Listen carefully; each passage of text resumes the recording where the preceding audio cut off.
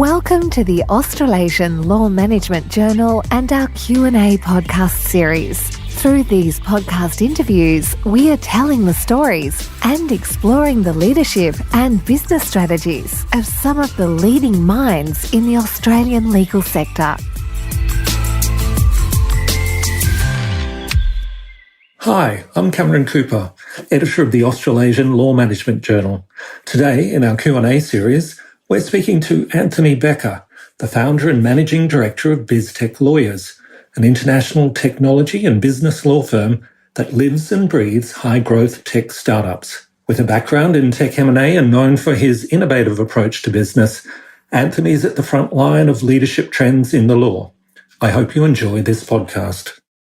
Anthony, welcome to ALMJ's Q&A. We'll launch into some questions now and talk about your firm in a moment, but just as a starting point, I was really interested in terms of your engagement with law on a day-to-day basis. What drives you and what do you love about your work? Yeah, so we've got a really interesting firm in terms of the sort of clients that we deal with and the sort of firm that we've set out to create. So we're a sort of, I guess, a boutique international firm for tech companies. I started the firm about 5 years ago, and we, at that point, sort of saw the gap in the market for a tech-focused law firm, and also law firms that don't sort of say goodbye to their clients at the border.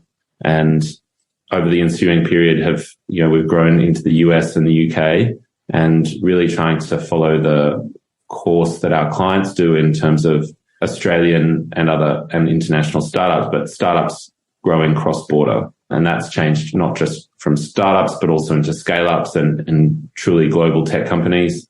And so I guess the thing that engages me in work each day is helping our clients navigate that path, which is interesting in its complexity and its challenges. And, it throws up all sorts of problems that you can't expect and, keep every day interesting and different. You say you've been operating for 5 years, and obviously 2 or 3 of those years was during COVID.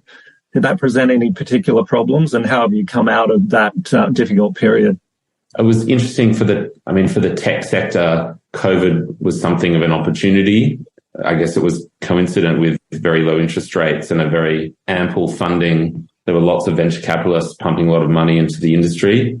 Probably now, is the tech sector's COVID. Probably higher interest rates are what COVID was to coffee shops in terms of tighter funding conditions and just the number of deals that are getting done. That said, there are still deals that are getting done, and we're seeing some of our clients who might be facing a down round or have to sort of rationalize their business in a lot of ways, make difficult decisions about who to keep and who not to. It forces a real rigor in terms of being profitable. And they look to their lawyers in some parts to help them with that. They also look to their lawyers in order to be very cost conscious. And we sit in an interesting place where we're doing cross-border work, but we're not doing it at truly top tier rates. We're quite competitive. And so, we think we're well placed to see that transition through. And I think 3 to 6 to 9 months, the situation will be a lot rosier in terms of tech funding. Yeah, I was going to ask, is it a matter of sitting it out and waiting for markets to turn around, or are there any specific things you can do as a firm, as a leader, to help out during this period? So, we're very relationship driven. I think it's making sure that, we're doing regular check-ins with all of our clients and helping them, I guess, with their day-to-day challenges. I guess we're very hands-on and relationship-driven in that sense. So even after that COVID period where a lot of people were accustomed to dealing with their clients online, you found that face-to-face, that relationship issue was really the key to your success by the sound of it. Yeah, I don't think there's still people I'm physically located in Sydney, and I was talking to a client on Friday, and I assumed that they're in Melbourne for some reason. They're just down the street. But we still only ever met online. It makes things more fluid and rapid, but I guess it's, reaching out and making sure that they know that we're around and can help with whatever issue they're going through at the time. Anthony, tell me more about the firm. We understand you're very strong in that tech M&A space. You can cover everything in that space pretty much. But you tell me about your strengths as you see them as a firm. Sure. I guess the unique aspect to our firm is that we're global in our thinking and in our aspiration. So I'm one of the MDs. I'm the MD of the APAC region. My partner, Chris Spillman, is the MD of the Americas region, and we launched in the UK at the end of last year. Having originally started the firm, there's a pretty clear roadmap for Australian startups and scale-ups to follow in terms of, going into the US and then the UK. But we also have a number of other markets on our roadmap in terms of the markets in which startups and scale-ups cluster. That's around, places like Singapore, Ireland, Hong Kong, and Israel. So we're looking at when the right time presents itself to further progress into those markets. And the other aspect of it is that, law it's also a network business in a lot of ways. In the same way that tech companies talk about having network effects, law firms have network effects, but the effects are, in terms of personal relationships and being able to solve the problem that client is presented with at the time. The firm that we merged with in the US was actually a firm that I'd hired as a client. So my partner, Chris, I was in-house at a tech company. My boss said to me, we need to do a reverse triangular merger between a Delaware company and a Singapore company. And I said, sure. And I had absolutely no idea what I was doing. But Chris was the guy that I actually hired to do that transaction. And we'd worked together over a number of years since then, both as I was his client, but then also working on deals together. And we just saw that there was a real gap in the market for pulling together teams, that can solve a really complex problem cross-border. And, we've merged 2 years ago now. And so, that's been a real catalyst for a lot more interesting work, to be honest. So, the sort of work that gets unlocked by having a multi-jurisdictional practice is quite phenomenal. We're working on a de-SPAC transaction, which is a reverse listing on the NASDAQ at the moment. We've worked on multiple sort of cross-border deals in venture debt with a lender in one country and borrowers in other countries, and then, subsidiaries in others. And I think given that startups and scale-ups have a sort of global from day one aspiration, they really need a law firm that itself is global from day one in its outlook. And we can pull together, if we don't have the direct expertise for a particular deal, we can bring it in as required, or there's a unique aspect. So in that way, going back to the law as a network business, I think, the network effect in law is that you can confidently say that you can handle a really broad range of issues for our clients and have a core team that can absolutely do that. And you pull in different resources as required. Anthony, as you're speaking, it strikes me that you have a strength in the legal work that you do, but you've got an entrepreneurial streak, and I know that you've led operations at an e-commerce firm, Rocket, in the past. I hope I've got that pronunciation right. What lessons do you take from that experience and, bringing that sort of entrepreneurial sort of bent to your current operations? Yeah, I started at Rocket in 2013. And immediately before that, I'd done an MBA and actually got out of law altogether. I was a management consultant for a number of years. And the Rocket role was really a combination between, management consulting and law. So it was a nice, neat fit between those two things on the legal and the operations side. But actually sitting inside a firm that is growing so rapidly, seeing firsthand the sort of experiences the founders are going through, the challenges that you face scaling a company like that. And it's not rocket science to solve for those things. It just takes, a lot of consideration and careful planning. And so we, as BizTech, we draw on that experience in terms of being able to guide our clients through those experiences. So back to the original question that you had about what sort of keeps it interesting. It's really interesting to deal with founders who have big aspirations and entrepreneurs who are really doing interesting things and solving big problems. So I guess the Rocked experience was very much a first-hand experience of that for me. It was very inspiring, both in terms of helping other entrepreneurs, but also helping inspire me to follow an entrepreneurial path in setting up a new firm and doing it in the way that we have, and sort of addressing a very underserved market. Well, it sounds like I got that pronunciation wrong on Rocked, so my apologies for that. But you're obviously doing good things. We, as LNJ, we go out to a lot of law firm leaders and managing partners, and I always ask them about their management style or their leadership style. I'm just interested to hear from you how you approach that. Yeah, pretty hands-on. I think it's a really good question and probably better asked by others, but I'm very hands-on in terms of the work that we do and making sure that the quality is really high. That, goes without saying, and it's a table stakes in terms of what our clients expect. And I'm a big one for, trying to capture knowledge and disseminate it in the firm in a written way so that people who join the firm who are fresh, and I think it's especially helpful when, you're growing quite rapidly, that people know, okay, this is how we do matter filing, and these are the, expectations as to what we do, and this is how we enter timesheets. And so, all of that is quite highly systematized and written down, and it saves a lot of time in terms of, it makes people feel empowered when they join the firm because they know what to do and they don't feel like they need to ask silly questions, and it helps make things consistent and sets expectations about the way that we do things.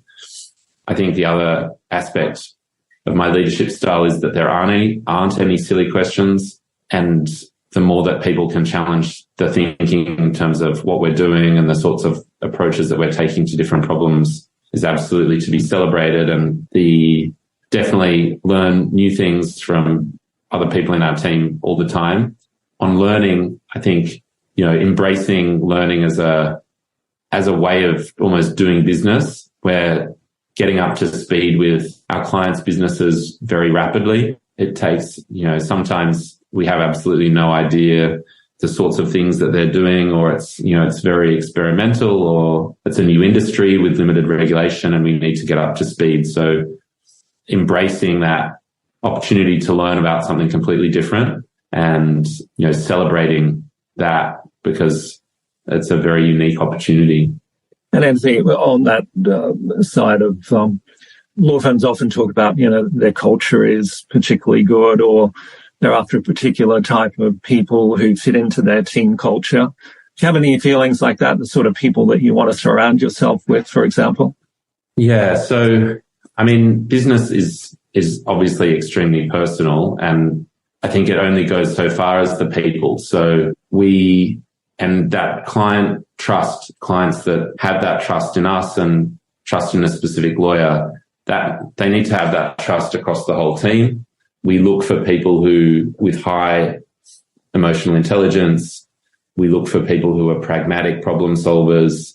We look for people who are obviously trustworthy, and it's not necessarily that they need to have a specific sector expertise, but they need to have an ability to do complex problem solving with limited information and thrive in that sort of environment of uncertainty.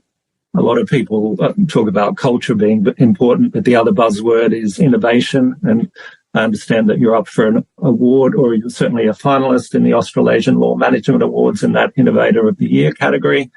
That prompts the question, what does it mean to you, and what does it look like in your firm? Yeah, I think, there's sort of business model innovation.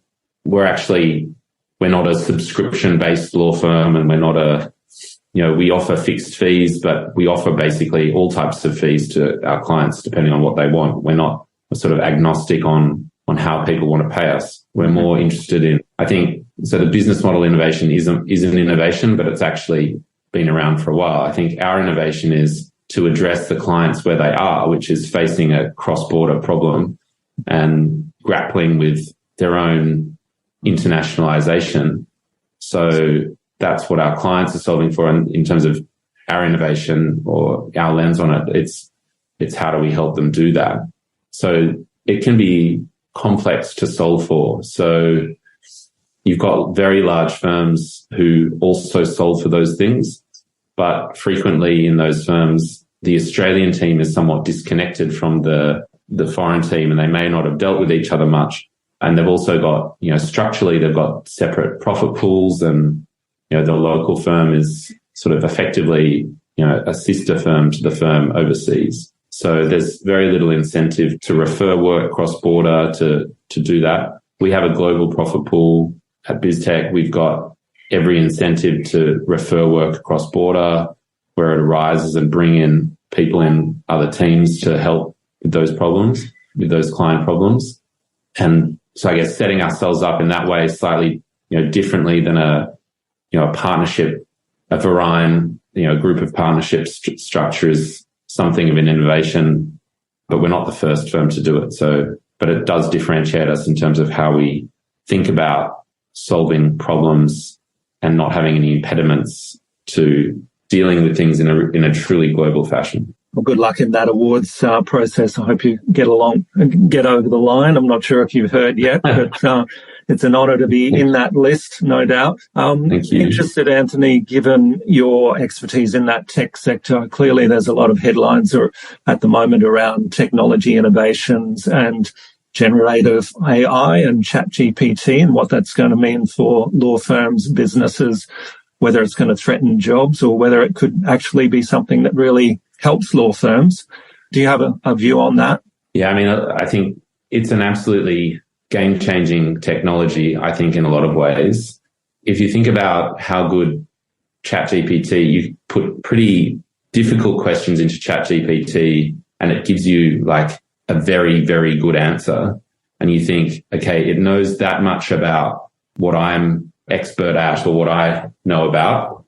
And it does that very, very well. And then you think about if it can do that for me and it can do that for every single other person who's an expert at something, how powerful that technology is, that becomes mind-blowing. So absolutely, it's going to change things. The marginal jobs will, I think, drop off where you needed someone. So even things like, day-to-day communications. I've talked with clients who are writing performance reviews through ChatGPT or at least doing a first draft. Things that previously took a lot of time just to come up with are very accessible.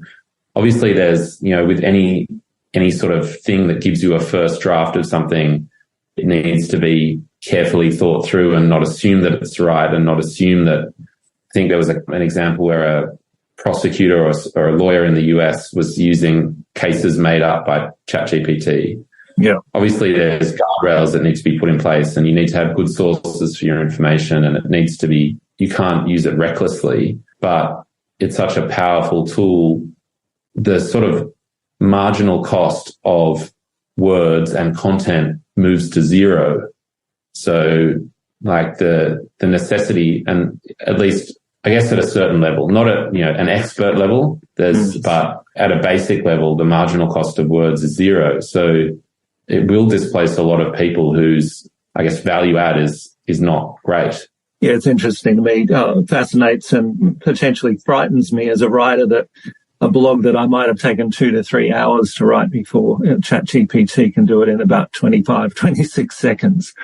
And as you say, not always perfect, but the technology will no doubt improve. It'll be fascinating to see where it goes from here. Yeah. I'm interested also in terms of in the legal space within your firm, the use of technology and whether any particular tools have been useful for your firm and have brought real productivity to the firm. We do quite a range of different work. So, we use some databases in order to sort of get access to a range of precedents and things like that. We're also a new firm, so Practical Law has been pretty good in that. We use some document automation technology. There's one in Australia called Smarter Drafter and another one that the same group has built called Rulestar.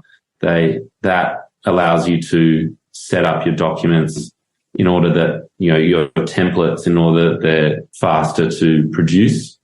Does require it. Where 20 years ago you had, your precedent person, and it's really just a second stage on making precedents more actionable in terms of checking boxes and making adjustments to them.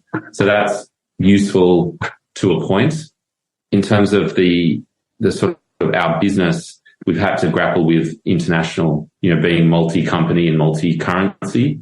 So we've implemented an ERP to deal with that and gone through what I would describe as that pain in order to, be in a position where we can deal with that in a consistent way and be a truly global firm, because a lot of the practice management systems are just single country. And then, we're looking at different AI tools, both in review and drafting. We're trialing a couple. We've tried a couple and then decided not to proceed with those. And so I guess we're in an experimentation phase at the moment with what we're going to do with those sorts of tools. Yeah, I guess we talked about ChatGPT potentially taking jobs before, but it's really exciting. This new technology really allows smaller firms, smaller startup firms to compete against the bigger firms. Is that how you see it? I don't think in and of itself it will. I think given the nature of the problems, the people who are our clients and clients of law firms generally still buy based on relationships. Mm-hmm. And they buy based on trust and who they can trust to solve their problems. I think the tools that the lawyers use to solve those problems is probably a secondary or tertiary consideration. They expect competitive pricing and they expect that things are done in an efficient way. Our clients tell us that they don't want lawyers that ream off catalogs of risks for the things that they're doing. Obviously, risk identification is important, but doing that is not value additive. That would be the perfect thing to deploy ChatGPT on, like writing out all of the risks that something presents, but it's actually not what they're interested in. What they're interested in is the solution to the problem that they have at hand. So I actually think it probably just becomes a tool, and probably the firms that use the technology well will bifurcate the market in terms of the firms that can use it well and deploy it well will have a competitive advantage, not only because of the technology, but because they're using the technology in a useful way. Anthony, it seems like things are going very well for the firm and for yourself. Looking to the next few years, what do you see as the positioning of the firm and the exciting times ahead, and potentially some of the greatest challenges you might face too? Yeah, thank you. It is exciting, and we're expanding our US and UK teams. That's the immediate priority, is deepening the bench there. Obviously, the people side of things and bringing in, truly tech-focused lawyers who have deep experience in technology is going to be the thing that propels us forward. A lot of the lawyers that we hire, almost all the lawyers, have had in-house experience, and I think going through that experience really shapes the view of a lawyer and can be really game-changing in terms of the way that lawyers who've been through that situation approach legal problems. That's sort of what we look for in terms of when we're assessing talent, people who bring that, very hands-on approach to legal problem solving. We'll be growing internationally, but I think, given the uncertainty in the environment, we'll probably be doing that less rapidly than I probably would have said to you 12 months ago.